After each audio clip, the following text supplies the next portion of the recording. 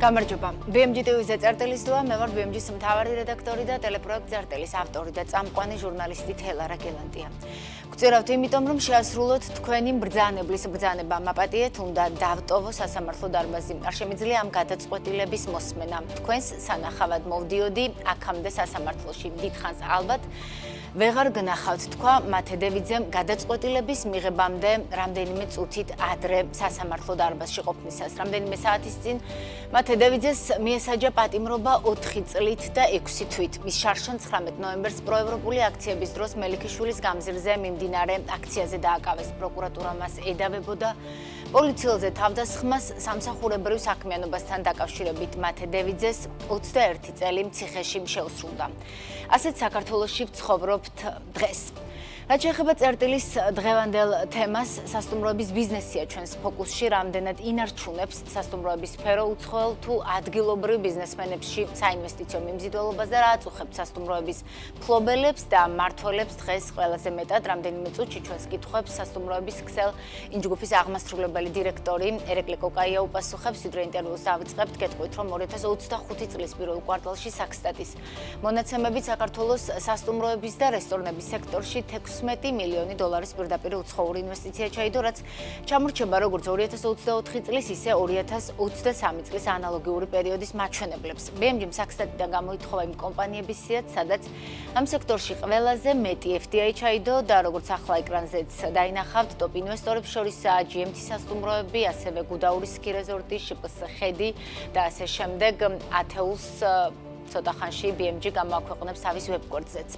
რაც შეეხება ტურისტების რაოდენობას, ტურიზმის მეორე კვარტალი როგორი იყო ინდუსტრიისთვის ოფიციალურ სტატისტიკას ტურიზმის ადმინისტრაცია მხოლოდ ივლისის შუა რიცხვებში გამოაქვეყნებს, მაგრამ რადგან ბოლო თითქმის 1 წელია, რაც ოფიციალური სტატისტიკა და ბიზნესის აღქმა შეფასებები განსხვავებულია, საინტერესო იქნება ინჯგუფის ქსელის მაგალითზე, როგორია სასტუმროების დატვირთულობა, საიდან ყავს ტურისტები და ასე შემდეგ. TBC კაპიტალის შეფასებით კი 2025 წლის პირველ კვარტალში განთავსების საშუალებებში გათეული ღამეების მიხედვით სასტუმროები 37%-ს იკავებენ, ხოლო 25% მოდის ნაქირავებ სახლებსა და ოთახებზე.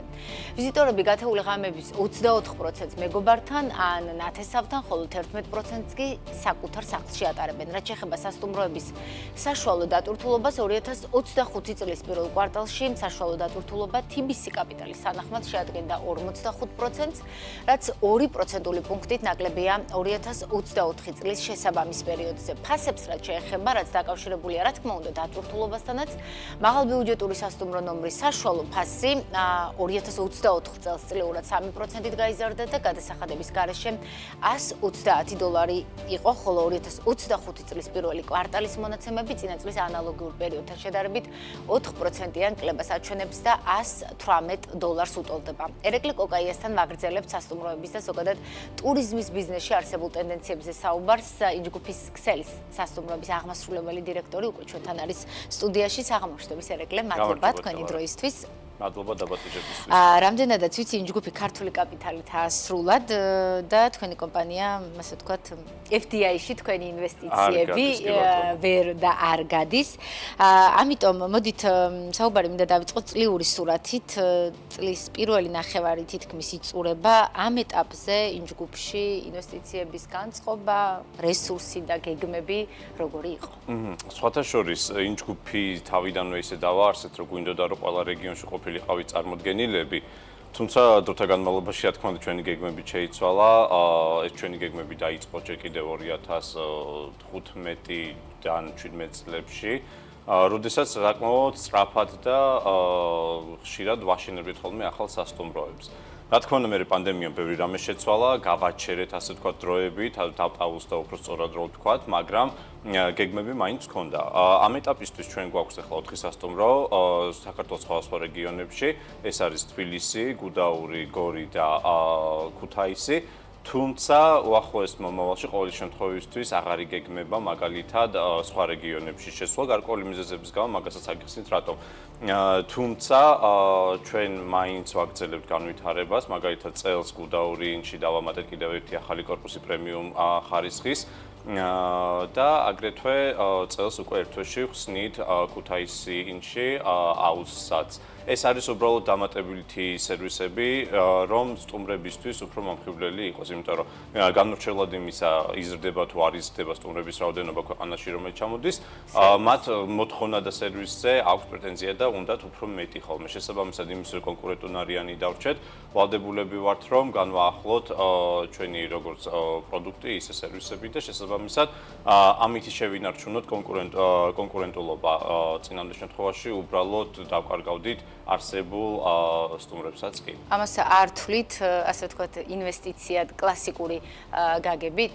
ეს არის ინვესტიცია და რა თქმა უნდა ეს არის ინვესტიცია, მაგას ვერ გავდიოდი. დაახლოებით რამდენი გულისხმობ იმას და თან რომ განვავრცოთ, არ ვაპირებთ უახლოეს მომავალში სხვა რეგიონებში შესვლასო? სხვათა შორის ბევრი შემოთავაზება იყო სხვადასხვა რეგიონებში და სხვადასხვა მხრიდან რომ აი აქ ძალიან კარგია, დიდი პოტენციალი აქვს და ასე შემდეგ და ეს არ დამალო ბევრგან იყო ამაზე საუბარი იყო სამეგრელოზეც იყო რაჭაზეც და რა თქმა უნდა აქვს პოტენციალი ისევე როგორც ზოგადად ქვეყანას აქვს ბევრი რამის პოტენციალი, მაგრამ ერთი არა პოტენციალი აქვს, მეორეა რამდენად რეალური არის და რამდენად მომგებიანი იქნება ესა თუ ის პროექტი.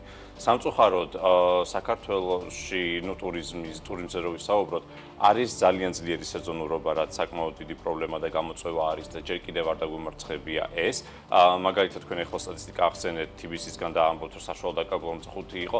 კვლავ აი ეს არასწორი მონაცემი მგაგებით სად იყო ეს დაკავებულობა? კი, რა თქმა უნდა, ზამთრის სეზონზე ბევრად მაღალი იყო დაკავებულობა ზამთრის კურორტებზე, თუმცა ეს აგრეთვე ნიშნავს იმას, რომ სხვა ადგილები ბევრად უფრო რთულ მდგომარეობაში იყვნენ. შესაბამისად ჩვენ განსაკუთრებით იმ ჯგუფს ისეთი მიდგომა გვაქვს, რომ სადაც დავაარსებთ ჩვენ სასტუმროს, გვინდათ რომ პერმანენტულად დავასაქმოთ ხალხი და არა სეზონურად, რაც სამწუხაროდ იყო ეს გამოცდილება. მახსოვს 2017 წლამდე სანამ გუდაური ინს გავხსნით, გუდაურის სასტუმროების დაახლოებით 90% იკეტებოდა ხოლმე ზაფხულში. ეხლა როგორ გინდა თანამშრომელი ისედაც რთული შესანარჩუნებელია და ეუბნები რომ მხოლოდ 3 თვე გამუშავებ, ან 4 თვე გამუშავებ და მე წადის სხვაგან ეძებს სამსახური, არავის არ უნდა ეგეთი არასტაბილური გარემო და შესაბამისად ესეც ერთ-ერთი გამოწვევა არის, იმიტომ რომ რთულია რომ კი გასაგებია სეზონზე კარგად იმუშავებ, მე კიდე სულ წაგებაზე ხარ და ჯამში რო აიღო თუნდაც მოგება დატოვოს ძალიან ცოტა რჩება და არ არის საკმარისი ის მოგება რომ ამოიღო ჩადებული ინვესტიცია ხოლმე. ეს არის ერთ-ერთი დამაკოლებელი მიზეზი, რატომაც შეიძლება კი არა, რატომაც არ არის მიზიდველი მაგალითად ინდუსტრია ბევრი ინვესტორისთვის. და სხვადასხვა ჩვენ ინდუსტრია ბევრ სფეროს მოიცავს, არა მხოლოდ სასტუმრო, ეს რესტორნებიც ახსენეთ, მაგალითად რესტორნებს, მაგალითად კიდევ უფრო მეტი გამოწვევები ჰქონდათ ამ ბოლო პერიოდის განმავლობაში და ერთის მხრივ კი ბევრ თქვა მეწარმეს აინტერესებს ხოლმე ეს ინდუსტრია და ფიქრობენ რომ მარტივია, იმიტომ რომ აშენე მიდი გამოაცხადე და გაყიდე, მაგრამ რეალობა გვაჩვენებს იმას, რომ ძალიან ბევრი რესტორანი, რომელიც იხსნება, იკეტება ძალიან მალე და დაახლოებით სასტუმროებზეც იყო ბოლო თვეებში ეგ ტენდენცია, რომ იხურება, იყიდება, პროფილი იცვლება. კი ბატონო, იმიტომ რომ ძალიან რთულია დარჩე კონკურენტუნარი, იმიტომ რომ ძალიან ბევრი სასტუმრო გაიხსნა და გასაგები მიზეზების გამო იყო პერიოდი, როდესაც იმდენად მაღალი იყო მოთხოვნა, რომ რაც არ უნდა ქონდეს, ბევრმა სახლი გადააკეთა, ერთი ოთახი გადააკეთა უბრალოდ საცხოვრებლად და იქაც კი იყვნენ სტუმრები, იმიტომ რომ მოთხოვნა საქართველოზე იყო საკმაოდ დიდი.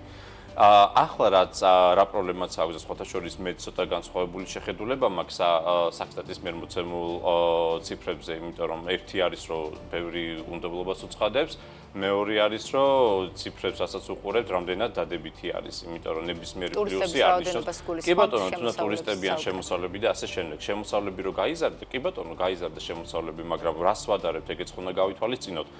დღევანდელი შემოსავალი, მაგალითად სასტუმროს მაგალითი რო ავიღოთ, ჩვენი ხარჯები ბოლო 6 წლის განმავლობაში პანდემიამდელ პერიოდში შევადარებ, გაიზარდა დაახლოებით 2-ჯერ. ეს არ არის პატარა ზრდა, ეს არის 100%-იანი ზრდა ხარჯების. მაგრამ გაიზარდა თუ არა შემოსავალიც 2-ჯერ, ამაზეც ხო უნდა შევხედოთ და რეალურად არ გაზრდილა. ანუ სანამ არ იქნება ამ ხელა ზრდა, რა თქმა უნდა, ვერ დააკმაყოფილებ, ვერ გახდება ისეთი მომგებიანი ეს ინდუსტრია, როგორიც იყო ეს ერთი. მეორე, გარდა ამისა, ძალიან ბევრი მოთამაშე დაემატა ბაზარს ამ ბოლო პერიოდის განმავლობაში, იმიტომ რომ კვლავ იმდენად შეგვიძლია ვთქვათ, განებივრებულები ვიყავით ტურისტების რაოდენობით პანდემიამდე პერიოდზე და იმდენად მაღალი იყო ზრდა ტურისტების, რომ ძალიან ბევრი თუნდაც უცხოური ინვესტიციები მოვიზიდეთ, რაც რა თქმა უნდა მივესალმები, ძალიან ბრენდი შემოვიდა, ახალი სასტუმროები აშენდა და ამ ეტაპზე ბევრად რაღაცა ეტაპზე მართლა გაუსწრო დასარჩენმა თქვათ ოთახების რაოდენობის და ღამის თევების რაოდენობის, შესაძლო ღამის თევების რაოდენობა ხომ ტურისტების ზრდას. აი ეს არის ჩემთვის მთავარი. მაგალითად რა ვქნათ, რომ ერთმანეთს დავაწიოთ ეს ყველაფერი, რა დაგეხმარებათ, კერძო სექტორის, ასე ვთქვათ, ფორმულა სად არის, ვიმუშაოთ, რომ მეტი ტურისტი მოვიზიდოთ, თუ აქცენტი გავაკეთოთ უფრო მაღალმხარჯველ უნარიან ტურისტების მოზიდვაზე, სად უფრო გვაქვს რეალური პოტენციალი, ასე რომ ფასი იზრდება და კლებულოს მოთხოვნის მიხედვით. ახლა მაგალითად ერთი ძალიან მდიდარი ადამიანი რო ჩამოვიდეს, ნამდვილად 5 ვარსკვლავის სასტუმრო არ ჭირდება. ერთი სასტუმროს ერთი ოთახი დააკმაყოფილებს. შესაბამისად, რაოდენობა ჩვენთვის ძალიან მნიშვნელოვანია. როდესაც რაოდენობა იმდენად მაღალია, რომ უბრალოდ ვერ წდება მიწოდება, ფასებით შესაბამისად იზრდება ხოლმე. ამიტომ აუცილებელია ხოლმე ამ მიმართულებითაც ვიფიქროთ და რაც შეეხება ტურისტებს და მე ხშირად ვსმენია ხოლმე და ბევრი არის ეგეთი ინვესტორი საქართველოში, შეძლებულ ინვესტორებზე მაქვს საუბარი, რომელიც ფიქრობს, რომ მინდა რომ ძალიან მდიდარი ხალხი ჩამოვიდეს. იმისთვის რომ ძალიან მდიდარი ხალხი ჩამოვიდეს საქართველოში, საქართველო უნდა იყოს ისეთივე მიმზიდველი, როგორიც არის ისეთი ქვეყნები, რომელიც იზიდავენ ასეთ ხალხს, ეს არის მალტა, იქნება თუ ჰავაის კუნძულები ამერიკაში და ასე შემდეგ, მაგრამ ჩვენით შეგვიძლია გავხდეთ მიმზიდველი. ხო, რეალობას გავუსწოროთ თვალი, ვართ ის ქვეყანა, რომ მილიარდელებს უნდადეს საქართველოში ჩამოსვლა და სწორედ თუ რა თქმა უნდა რამე კავშირი არ აქვს საქართველოსთან და ამ ეტაპზე სამწუხაროდ საქართველო არ არის მისული განვითარების მაგ ეტაპზე. თუნდაც რო ავიღოთ ზამთრის კურორტები, კურშაველი რა თქმა უნდა ყველასთვის ცნობილი კურორტი არის, რომელიც მართლა ლამაზი არის და აგრეთვე გვაქვს ჩვენ საქართველოში ჯერჯერობით ყველაზე მიმზიდველი და ყველაზე მაღალი დონის ასე ვთქვათ ზამთრის კურორტი გუდაური. რო შევადაროთ, კი, ბუნებრივი სილამაზე ორივეს აქვს, მაგრამ ინფრასტრუქტურა მაგალითად ორივეს ნამდვილად არ აქვს ერთნაირი. კურშაველში სადაც ხალხი თავისი კერძო თვითმფრინავებით მიდიან ხოლმე და ისე ხდებიან, ჩვენთან გუდაურში უკვე რამდენი წელია და ამაზე ვსაუბრობ და არაერთხელ ვსაუბრია. საფეხმავლო გზებიც კი არ არის და შესაბამისად ქვეითებს და ტრაილერებს უწევთ ერთ გზაზე სიარული და ზამთარში ეს რა თქმა უნდა უსაფრთხოების გაცდას ნამდვილად არ ქმნის. ანუ ესეთი პრობლემები, ეს არის პატარა პრობლემები, რაზეც ვსაუბრობ, მაგრამ ესეთი პრობლემები ძალიან ბევრია ხოლმე, რომელზეც ვამახვილებთ ყურადღებას.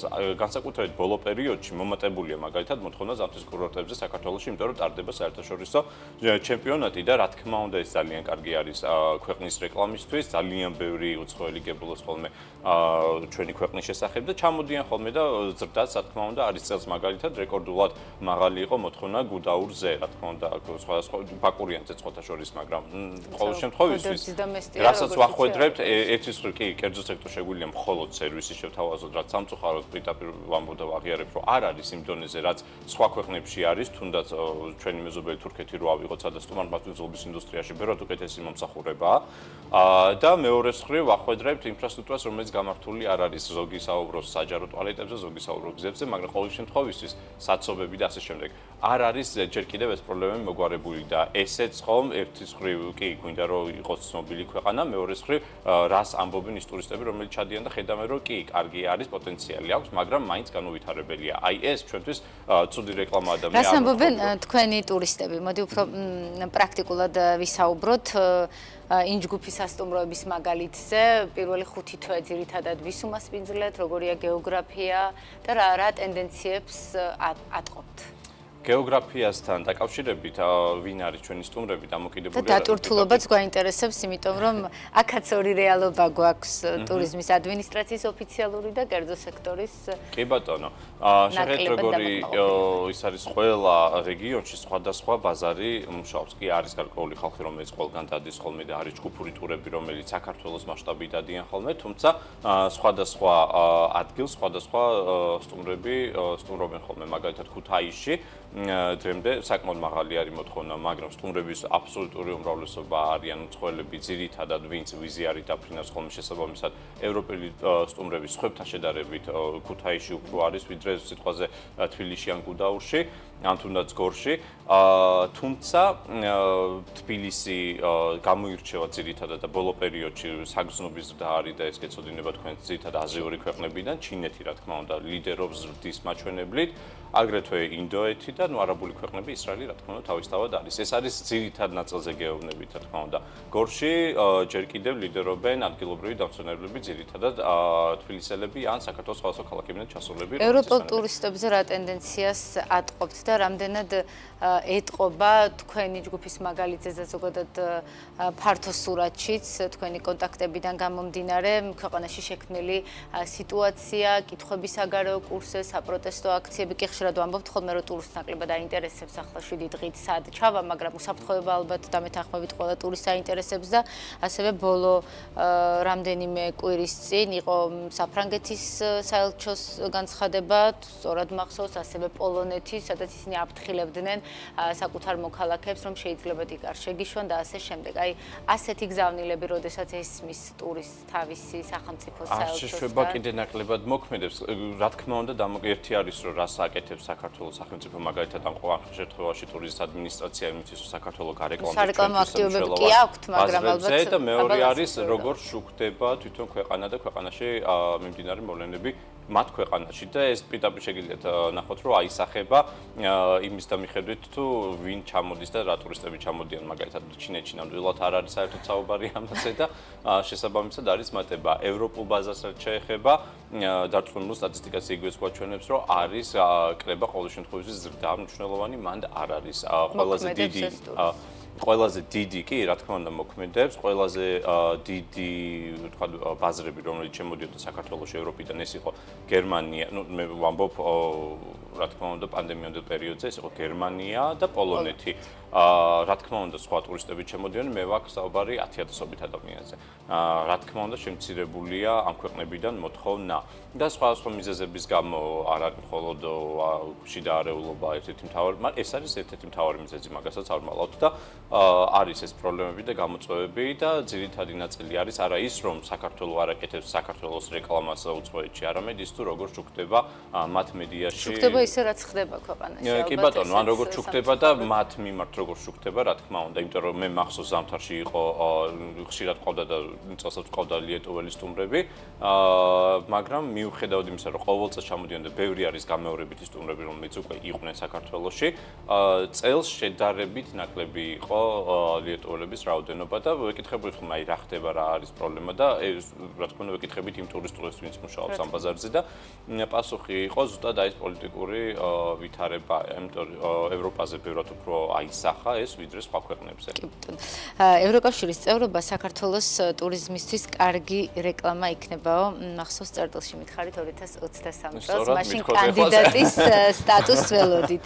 აი, ახლა რომ გაჩერდა ეს პროცესი, ეს რა გამოდის?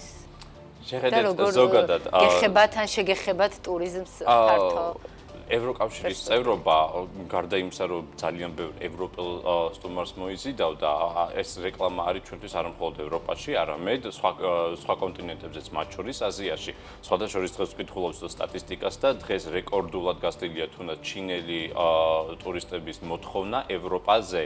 და მათთვის იმდენად ასოცირდებით ევროპასთან ყოველ შემთხვევისთვის, რომ საქართველოში რო ამბობენ, რომ ევროპაში ვიყავით, ეგეც უკვე დიდი პლუსია, თუმცა რა თქმა უნდა თუ იქნება რაღაც დაშორება ევროპისგან და უკვე ასოცირებულები ვიქნებით აზიასთან და ევროპასთან ან ევროკავშირთან, ეს რა თქმა უნდა ნაკლები მზიდველი გახდება აზიელი ტურისტებისთვის, იმიტომ რომ აზიელებს აზიასაც თანახი აქვს და არ მაქვს არაერთხელ მეთქოს და პატრიოტული გამოხტება რომ ყველაზე ლამაზი ქვეყანა აზიაშიც უამრავი ულამაზესი ქვეყანაა და იქაც მშვენივრად ივლიან ხოლმე.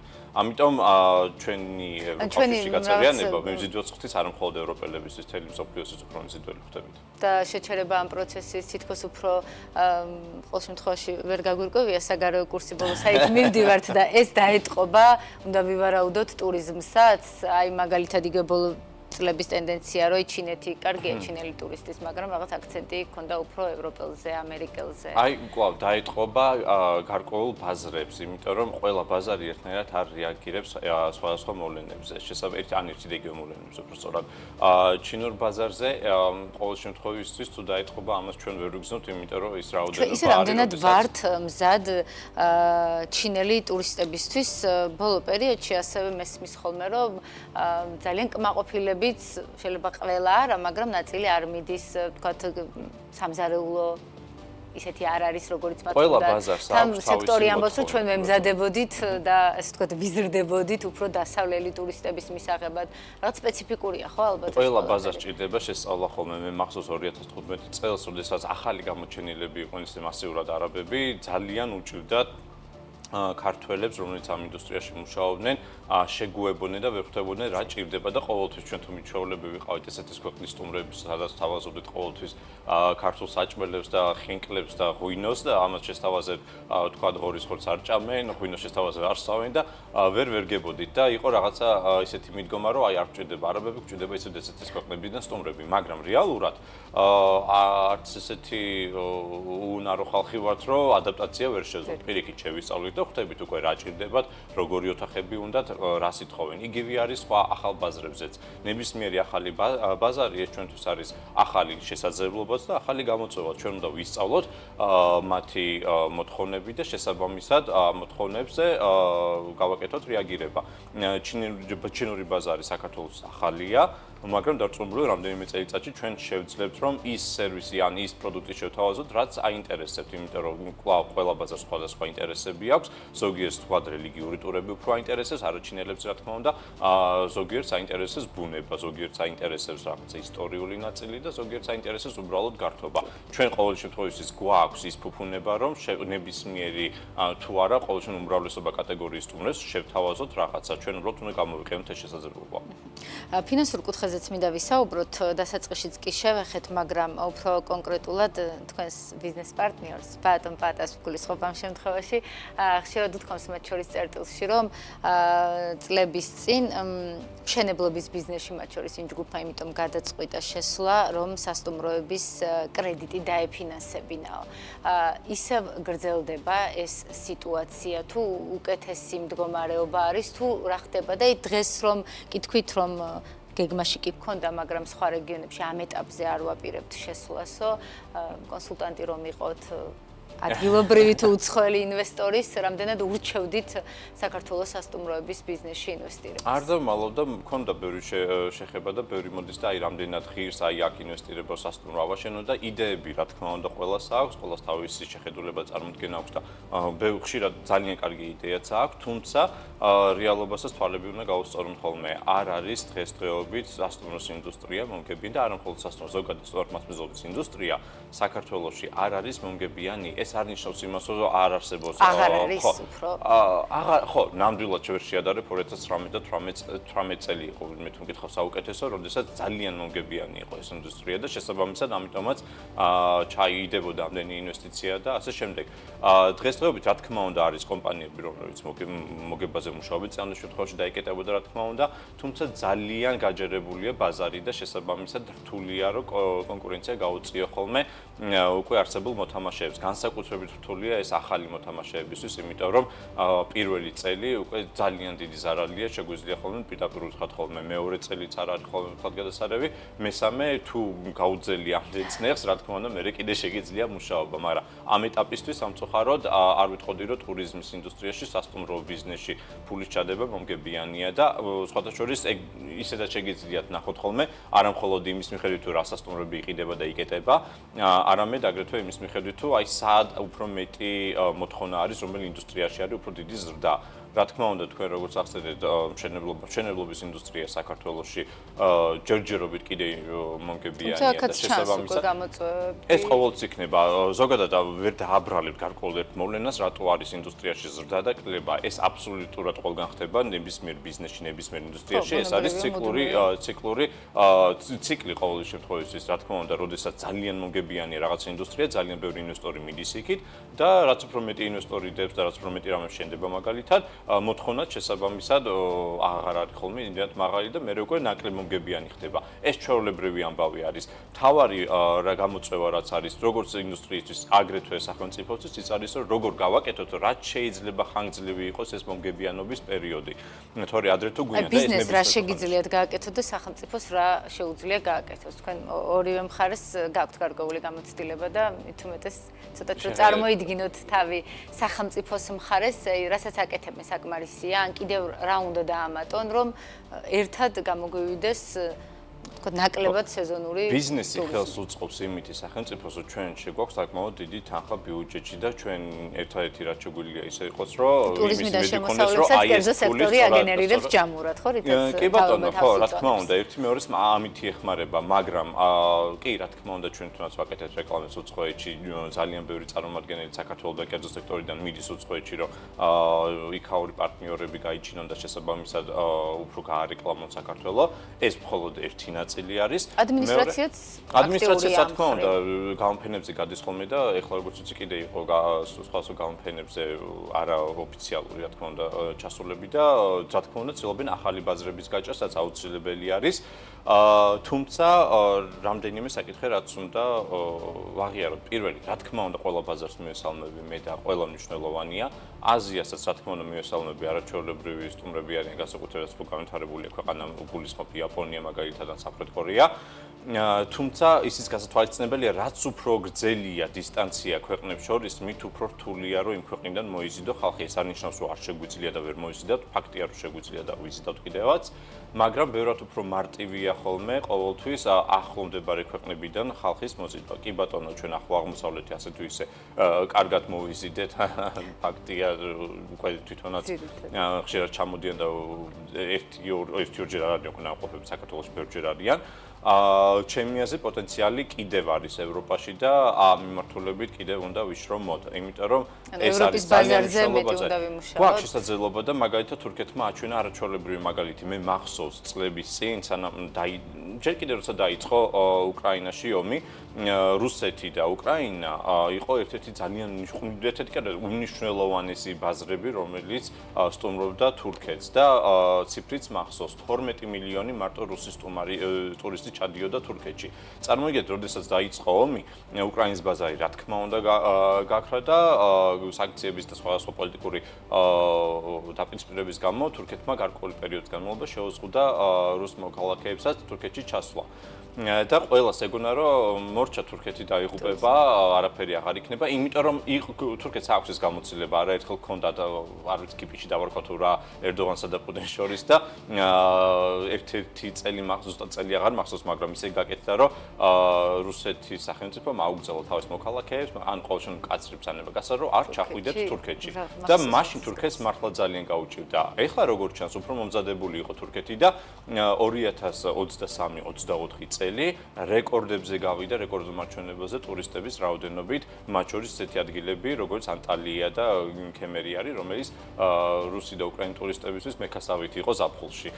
და როგორც შეძლო ეს, პირველ რიგში შეძლო ეს უამრავი ჩარტერული და არაჩარტერული რეისების დამატებით და სხვათა შორის ფასი სპეციალურად გააიაფეს, რომ მზიდველი ყოფილიყო, ჩვენთან რატომღაც პირიქით არის ხოლმე და რეკლამაც რა თქმა უნდა გააკეთეს. გერმანელებმა სუბსიდირებს სხვადასხვა ფორმით, მაგრამ და მიუხედავად იმისა, რომ რაოდენობით რა თქმა უნდა არც გერმანია არის, მოსახლეობა არის რუსეთივე დიდი და არც ბრიტანეთი კი არის უკრაინის დიდი, მაგრამ ჯამში გერმანელმა და ბრიტანელმა სტუმრებმა და ტურისტებმა მთლიანად შეავსეს და გადაავსეს კიდევაც ის მოთხოვნა, რაც იყო თურქეთში. ანუ სწორად დაგეგმარებით ყველაფერი შესაძლებელია და არ არის ესე, რომ ერთ ბაზარზე უნდა ჩამოვეკიდოთ და ვიყოთ ესე პირიქით. რამდენად ხშირად და აქტიურად მუშაობთ და უცვლით აზრებს კერძო სექტორი და ტურიზმის ადმინისტრაცია. ბოლოს როდის შეხვდით მაგალითად და თუ უკითხავთ რჩევა, ეხა ამას ვაპირებთ და სწორად ვშვებით, თქვენ რა მიმართულებით მუშაობთ, მაგალითად ბრიტანეთი რო დაიწყო ან სხვა ქვეყნებზე რომ მუშაობენ, არის ეს სამუშაო პროცესი? მედიასთან ცოტა დახურულია მთავრობის ეკონომიკური გუნდი და იქნებ მე არ ვიცი. გაიგებთ აუცილებლად, შეხვედრა ბოლოს იყო უბრალოდ ზამთრის სეზონთან დაკავშირებით, უბრალოდ სტატისტიკური მონაცემები გავიარეთ, რა სტატისტიკური მონაცემები ქონდა ტურისტ ადმინისტრაციას, როგორც მახსოვს პირველი კვარტლის დახურვის შემდეგ იყო ეს ყველაფერი და ეგავიარეთ. მანდაც რა თქმა უნდა ვახსენეთ სხვადასხვა პრობლემები და ყველა ნახავთ ვიდეოებიც. თუმცა ჯერჯერობით ძალიან სტანდარტულად არის ურთიერთობა, გვაქვს რა თქმა უნდა ურთიერთობაზე შეხება და პირიქით თუ რომელიმე სექტორი კიდე დარჩა, რომელსაც აქტიურად აქვს ხელისუფლების წარმომადგენლებთან ყოველ შემთხვევისთვის საჯარო სექტორთან ურთიერთობა, ვიტყოდი რომ ჯერ კიდევ ტურიზმია და ტურისტ ადმინისტრაცია, თუმცა ტურისტ ადმინისტრაცია წყვიტავს მხოლოდ პატარა ნაწილს მთელი მარკეტინგის, რა თქმა უნდა, გვაქვს ხოლმე საუბარი. და მეტიც შეუძლიათ. ეკონომიკის სამინისტროს ნაწილია, კურატორი მოადგილეც ყავთ და პოლიტიკასაც ისინი განსაზღვრავენ და არ ვიცი, მე არ ვფიქრობ, ბიუჯეტიც თან არის, არა? ყოველ შემთხვევაში ერთ-ერთი რაც ვთხოვე ჯერჯერობით, რომ იმათთან მაინც გვიშვა მგონლე, რომ თქვა ინფრასტრუქტურა მოგვარდისო და თუ არ გვარდება, ესე იგი მთლად იმდენიც არ შეუძლიათ.